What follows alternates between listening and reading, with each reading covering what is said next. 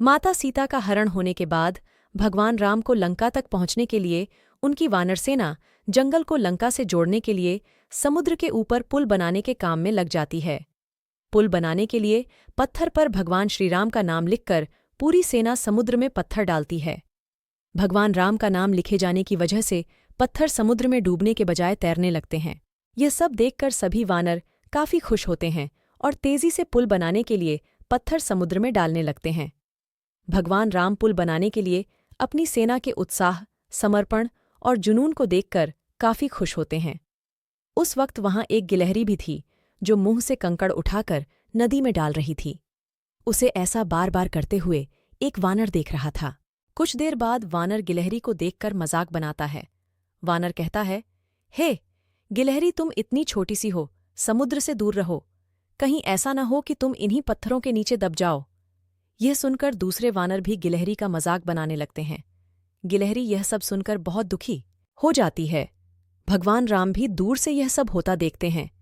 गिलहरी की नज़र जैसे ही भगवान राम पर पड़ती है, वो रोते रोते भगवान राम के समीप पहुंच जाती है।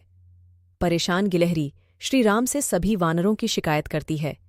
तब भगवान राम खड़े होते हैं और वानर सेना को दिखाते हैं कि गिलहरी ने जिन कंकड़ों व छोटे पत्थरों को फेंका था, वो कैसे बड़े पत्थरों को एक दूसरे से जोड़ने का काम कर रहे हैं। भगवान राम कहते हैं, अगर गिलहरी इन कंकड़ों को नहीं डालती तो तुम्हारे द्वारा फेंके गए सारे पत्थर इधर उधर बिखरे रहते। ये गिलहरी के द्वारा फेंके गए पत्थर ही हैं जो इन्हें आपस में जोड़े हुए हैं। पुल बनाने के लिए गिलहरी का योगदान भी वानर सेना के सदस्यों जैसा ही अमूल्य है।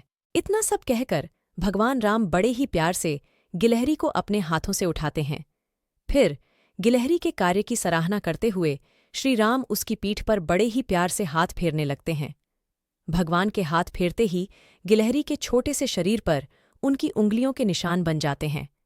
तब से ही माना जाता है कि गिलहरियों के शरीर पर मौजूद सफ़ेद धारियां कुछ और नहीं बल्कि भगवान राम की उंगलियों के निशान के रूप में मौजूद उनका आशीर्वाद है।